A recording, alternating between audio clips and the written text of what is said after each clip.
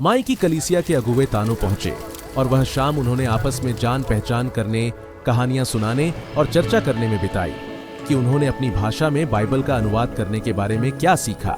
अगली सुबह माई की कलीसिया ने व्यापारिक भाषा की बाइबल खोली और एक सवाल पूछा जो यीशु ने लूका के सुसमाचार में पूछा था। तुम में से कौन एक मीनार बनाना चाहता है पर पहले बैठकर खर्च का हिसाब नहीं लगाता? तानो के लोगों ने ध्यान से सुना, लेकिन मीनार और हिसाब जैसे शब्दों को समझने में उन्हें कठिनाई हुई, क्योंकि ये ऐसी चीजें नहीं थीं जिनके बारे में वे अपनी भाषा में बात करते थे।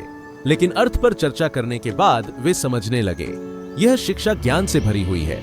यह ठीक वैसा है जैसे हम घर बनाते हैं और सोचते हैं कि उसमें क्या क्या चीजें लगेंगी। हाँ, और हम समझदारी से इस ज्ञान को बाइबल अनुवाद में लागू करेंगे।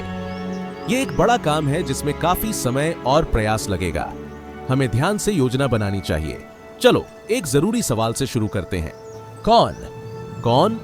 हाँ, अनुवाद का काम कौन करेगा? हमने सोचा यह हमारा काम है क्योंकि हम कलीसिया के अगुवे हैं। यह अच्छा है कि आप जिम्मेदारी ले रहे हैं, लेकिन समुदाय को शामिल करने से काम और मजबूत होगा। अलग अलग हुनर वाले लोगों से बनी टीम अनुवाद को और अच्छा बनाएगी। सोचिए, कौन व्यापारिक भाषा को अच्छी तरह जानता है? कौन आपकी भाषा को सबसे अच्छा बोलता है? बेहतरीन कहानी सुनाने वाले कौन हैं? आपके सम्मानित बुजुर्ग कौन हैं? कौन अलग अलग पीढ़ियों और कौशल का प्रतिनिधित्व कर सकता है?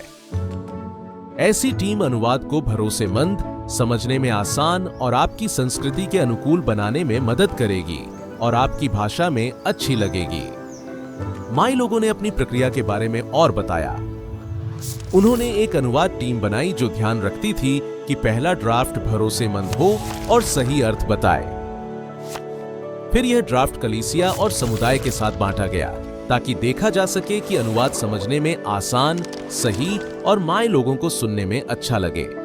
कलीसिया के अगुवों ने अनुवाद पर टिप्पणी की और अनुवाद में सुधार करने में मदद की। तानो के अगुवों ने विचार करते हुए उन लोगों के बारे में सोचा जो उनकी टीम के साथ जुड़ सकते हैं। उन्होंने मजाक में कहा, ऐसा लगता है कि आप चाहते हैं कि पूरा तानो समुदाय इस अनुवाद में मदद करे। हाँ, हम यही आशा करते हैं। समुदाय को शामिल करने से अनुवाद भी बेहतर होगा और कलीसिया भी मजबूत होगी। अगर आपके मन में कुछ लोग हैं तो चलिए आज ही उनसे बात करते हैं। दिन के अंत तक कई लोग परियोजना से जुड़ गए। वे मदद करने पर सम्मानित और उत्साहित महसूस कर रहे थे। उस शाम सबने साथ भोजन किया और इतने कम समय में लोगों के दिलों को छूने के लिए परमेश्वर का धन्यवाद किया। माई के अगुवे चकित हुए क्योंकि उनकी टीम बनाने में ज्यादा समय लगा था। अगली सुबह माई ने तानो अनुवाद टीम से मुलाकात की। उन्होंने अपनी भाषा में बाइबल का अनुवाद करते समय आई बहुत सी चुनौतियों की कहानियां सुनाई।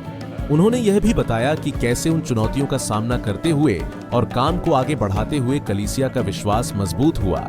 इस जानकारी ने तानो को आगे के काम के लिए तैयार किया। उन्होंने एक दूसरे के लिए और अपने आगे के काम के लिए प्रार्थना की। उनमें से एक ने फिर एक सवाल किया, आप किसके लिए अनुवाद कर रहे हैं? बेशक, तानो के लोगों के लिए। हाँ, पर जरा सोचकर बताइए, उन्हें क्या चाहिए? बच्चे, बुजुर्ग और बाकी सभी लोग, क्या वे पढ़ना जानते हैं? क्या वे सांकेतिक भाषा का इस्तेमाल करते हैं? क्या उन्हें लिखित सामग्री चाहिए या ऑडियो चाहिए? शायद दोनों। जब अनुवाद तैयार हो जाएगा तो आप उसे कैसे बांटेंगे? ऐसे सवालों के जवाब देने से आपको अपने लोगों के लिए सही अनुवाद करने में मदद मिलेगी।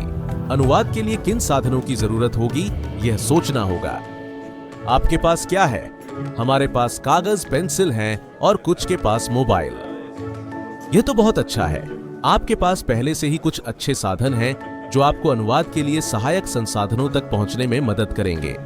हम दुनिया भर के भाइयों और बहनों की मदद से आशीषित हुए हैं, जिससे हम सीखते और बढ़ते रहे हैं। वे आपको भी साधन और प्रशिक्षण में मदद कर सकते हैं।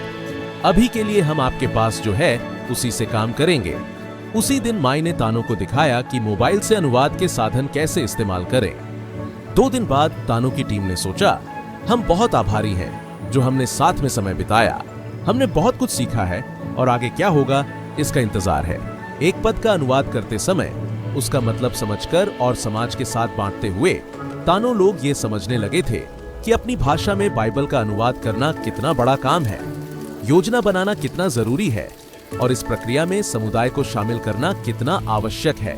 इस तरह काम करने से तानो लोगों का अनुवाद और उनके विश्वास को मजबूती मिली।